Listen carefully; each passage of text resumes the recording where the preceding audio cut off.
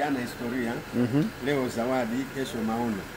Anaandika Ayubu sura ya 9 mstari wa 27. Ayubu 9:27. Jao.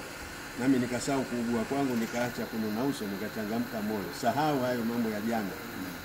Watu wengi wanashindwa kuomba na kumbuka mambo ya jana. Nilifanya hivi jana, nilifanya hivi, hata kwenye familia, kwenye ndoa wanagombana mambo ya jana. Ameshapita hayo. Tunaangalia leo Mungu ametupa zawadi. Kesho anajua Mungu ni maono. Amen.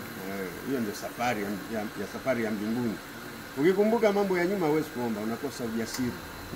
Anaandika waraka wa kwanza Yohana sura ya 3 mstari wa 20, 21, 22. Wapenzi, ikiwa mioyo yetu haikuhukumu, hatuna wasiwasi, tunao ujasiri. Ukiomba lolote tunapokea.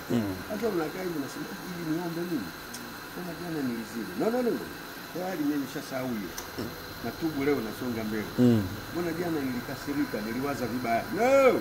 Najitakaza, nasonga mbele. Kwa hiyo kanisani tunakuja kuambia amka twende, simama twende, hapana kuruhusu, twende, bado safari. Mungu atatubariki. Maisha ya utakatifu ni hatua, ni mchakato, ni process. Sio jambo la siku moja. Taratibu. Neno la Mungu ni kama hama, nyundo. Unavunja taratibu, mpaka dhambi yote inavunjika na sagika kabisa. Mungu atusaidie. Neno la Mungu ni moto, unaunguza taratibu dhambi, unaungua mpaka inaungua yote. Takwenda mbinguni, safari ya mbinguni. Mungu awabariki vijana. Vijana mlio kanisani, msikate tamaa. Hakuna kurudi nyuma, tunasonga mbele. Mungu aibariki Arizona. Amen.